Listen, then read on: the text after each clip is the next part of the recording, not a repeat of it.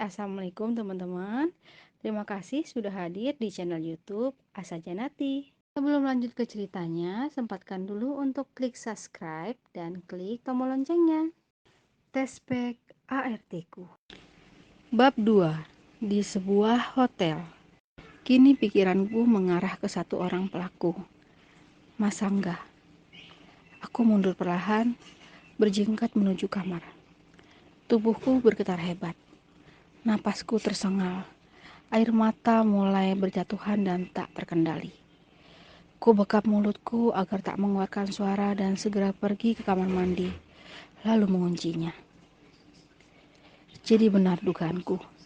Di antara mereka ada hubungan terlarang yang tak pernah aku sadari sebelumnya. Sangat keterlaluan apa yang mereka lakukan di rumah ini.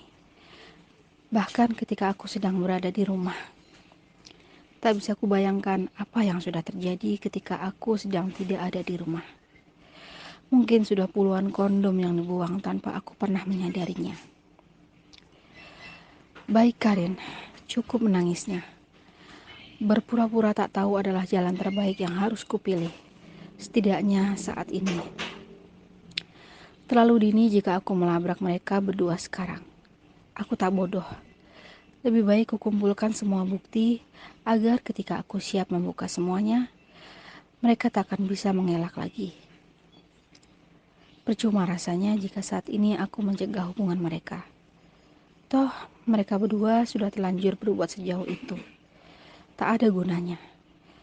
Yang terpenting saat ini aku hanya perlu menguatkan diriku, berpikir bahwa semuanya baik-baik saja, dan tetap bisa tersenyum ceria, seolah tak ada apa-apa di depan anak-anakku, juga mereka.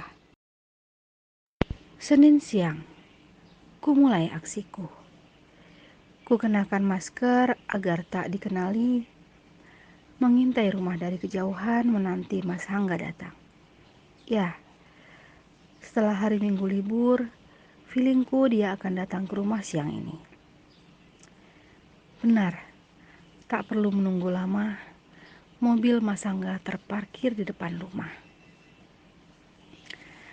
5 menit aku segera menyelinap masuk ke halaman rumah, lalu bersembunyi di balik jendela kamarku sendiri.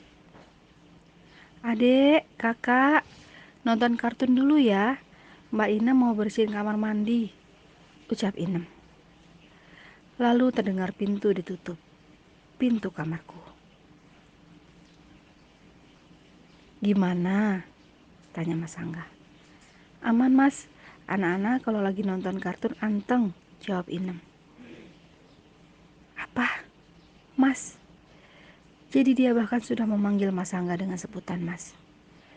Kubayangkan mungkin sudah puluhan bahkan ratusan kali kebersamaan mereka dalam buai cinta terlarang.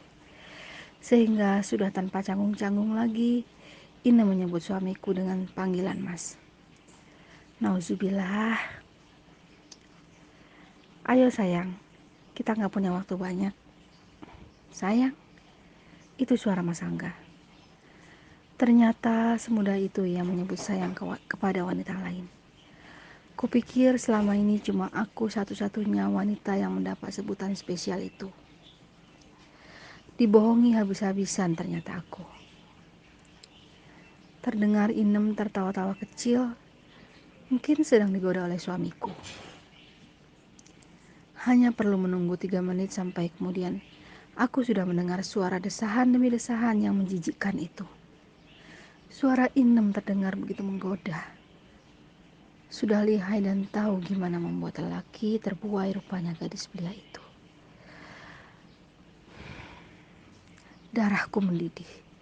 Emosiku menggelegak menyaksikan sendiri bagaimana permainan ranjang suami yang awalnya begitu kucintai dengan seorang wanita kampung tak tahu diri. 7 tahun menikah, aku baru mengenali siapa orang yang kunikahi. Dan Inem, ART yang sudah kuanggap seperti keluarga sendiri itu, ternyata dia lebih memilih menjadi perusak rumah tanggaku. Tapi tenang saja, aku tidak menyia-nyiakan apa yang sudah kusaksikan. Semua sudah terekam dalam kamera yang kupasang di dalam kamarku. Sepekan berlalu, hari Minggu, Aku dan Mas Angga biasanya mengajak anak-anak jalan ke mall. Tapi kali ini, aku tak berniat mengajak mereka jalan-jalan. Ma, kelihatannya Mama capek. Kalau gitu, biar Papa sama anak-anak yang pergi. Kasihan mereka bosan di rumah. Masa nggak berinisiatif? Aku hanya bergumam. Oh, tapi Papa ajak Inem, Ma. Nanti di arena bermain, takut anak-anak jatuh kalau nggak ada yang jaga. Soalnya Papa di sana sambil meeting sama rekan bisnis. Nggak bisa fokus jagain anak-anak, ucapnya. Perasaanku tiba-tiba tak enak. Kalau dulu aku tak akan curiga dengan perkataan Mas Angga seperti ini, sekarang aku tak bisa mengabaikan semudah itu, Mas. Baiklah, ku telepon salah seorang rekan yang bisa kupercaya. Setelah mobil melaju meninggalkan rumah. Tolong mata-matai mereka, Zah. Aku percaya kamu, ucapku. Suara di seberang sana paham dan menyanggupi permintaanku. Di rumah sendiri, kumanfaatkan untuk meminta petugas CCTV datang. Beruntung mereka bersedia gerak cepat. Dipastikan hanya dalam hitungan kurang dari 1 jam, CCTV terpasang sempurna di titik-titik strategis. Aku rela membayar mahal memasang CCTV yang sangat kecil dan tersembunyi, sehingga tak akan pernah ada yang curiga bahwa di rumah ini terpasang beberapa kamera CCTV. 15 menit mobil di dalam mall, aku dapat kiriman video berdurasi 10 detik. Mobil Mas Angga pergi meninggalkan mall. Mereka pergi berdua, anak-anak tidak ikut, Bu. Anak-anak di arena bermain tapi dijaga seseorang. Dia seorang wanita berusia 40-an. Mungkin sudah terbiasa dibayar oleh Pak Angga. Kelihatannya anak-anak sangat kenal dekat. Mereka enjoy dan tidak merasa kehilangan Inem dan ayahnya. Lalu kamu di mana sekarang, Zah? Sedang terus mengikuti mereka, Bu. Pastikan kamu jaga jarak dan jangan sampai terlihat mencurigakan, pesanku. Tenang, Bu, aku pakai motor. Temanku yang nyetir. Kami pakai masker, jaga jarak. Mereka tidak akan curiga, balas Reza. Good, thanks, Zah. Aku menanti detik-detik selanjutnya dengan hati yang teriris. Menyadari mereka sudah begitu dekat dan sejauh ini membohongiku. Mas Angga yang kukenal, lelaki tampan, mapan, humoris, penuh kasih sayang dan romantis. Aku tak menyadari satu hal, bahwa dia juga liar. Selama ini aku meyakinkan diri bahwa Mas Angga hanya lelaki yang pintar menyenangkan lawan bicaranya. Sehingga chat-chat yang kubaca atau dalam pembicaraan yang kudengar dengan lawan jenisnya, ia sering memuji sekedar untuk menjadi sosok yang menyenangkan. Tapi aku tak pernah melihat ia berbuat lebih. Atau akunya saja yang bodoh. Baru dengan Inem aku menyadari bahwa ia ternyata sudah sejauh ini. Seleramu rendah, Mas. Seorang pembantu kamu makan juga. Membayangkan ia pernah bermain dengan wanita lain, lalu meminta jatah kepadaku, membuatku benar-benar mual. Reza mengirim sebuah video lagi. Kulihat mobil silver bernomor jelas milik Mas Angga memasuki pekarangan sebuah hotel Melati. Ya Rob, jadi mereka pergi ke hotel. Dadaku bergemuruh hebat. Hingga gawai yang kubanggakan ikut bergetar, lalu terjatuh. Untuk apa mereka masuk ke hotel itu kalau bukan untuk memuaskan nafsu binatang mereka? Ya, binatang. Karena mereka layaknya hewan yang begitu mudahnya menumpahkan birahi kepada yang bukan pasangan halal. Satu video masuk lagi. Kali ini menampilkan Inem yang bergelayut manja di bahu Mas Angga yang berjalan menuju lobi hotel. Mereka berdua memakai masker. Jelas Mas Angga tidak ingin gegabah diketahui orang yang bisa saja mengenalinya. Tapi kalian gak akan bisa bersembunyi dariku. Benar-benar tak tahu malu. Inem 2,5 tahun dia di rumah ini. Selama itu pula aku masih menganggapnya gadis lugu. Meski dia terlihat sedikit kemayu dan manja, aku maklum karena aku pikir dia masih muda. Seperti anak remaja pada umumnya yang energik. Kerjanya menjaga anak-anak sebenarnya bagus, sehingga aku tak segan membelikannya pakaian atau apapun ketika aku sedang berbelanja untuk anak-anak. Terlalu sayangnya aku sama dia, sampai rumah orang tuanya di kampung jadi sedikit lebih layak karena direnovasi menggunakan uangku. Ternyata begini balasannya. Ribuan lutukan keluar dari mulutku. Gak apa-apa kamu merutuk dalam diam. Bersabar sedikit, jangan buru-buru dan gegabah. Semua akan terbongkar sangat indah.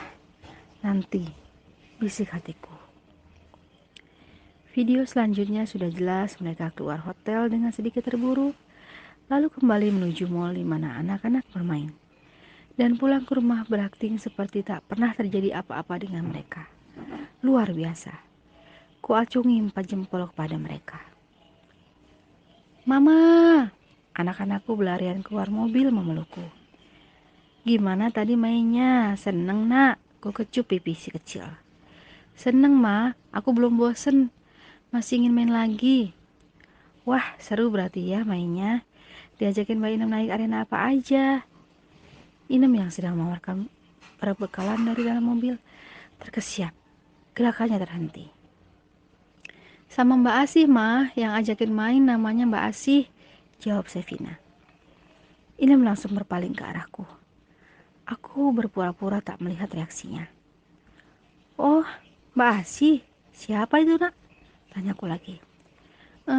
Itu bu, teman saya. Pas ketemu di sana tadi. Jadi dia nemenin saya jaga Kak Vina dan Dek Niva. Inem langsung menyambar jawaban. Oh gitu. Aku tetap menjawab seperti tak mengerti apa-apa. Mas Angga yang sedang menutup pintu mobil sekilas miriku. Iya ma, tadi Mbak Inem kan katanya mau ke toilet. Jadi kita main lama banget sama Mbak Asih, ujar si sulung. Kena kamu Nem. Inem tercekat, nampak berpikir. Pupil mata itu berayun ke kiri. Hehehe, maaf Kak Vina, Mbak tadi sakit perut jadi lama deh karena pup dulu. Ia lantas berekspresi lucu. Sontak membuat dua buah hatiku tertawa terkekeh-kekeh. Kedua anak ini memang suka sekali kalau dihibur dengan gaya-gaya badut. Inem, kali ini kamu selamat. Karena tak mungkin aku mengorek durasi pada anak kecil. Tapi semua bukti perselingkuhanmu dengan Mas Angga sudah ada dalam genggamanku. Aku lantas masuk ke mobil. Dari belakang Inem tiba-tiba berlari menyerobotku. Mengambil sebuah plastik kecil dengan terburu-buru. Isi dari plastik itu akhirnya berjatuhan ke lantai. Sabun, odol, dan sikat gigi berwarna putih terbungkus. Aku ingat betul nama hotel yang terdapat pada bungkus itu. Sama persis seperti yang terbaca dalam video yang Reza kirim tadi. Dapat dari mana itu, Nem? Tanyaku dengan mata memicing. Inem terkesiap. Wajahnya langsung terlihat pias.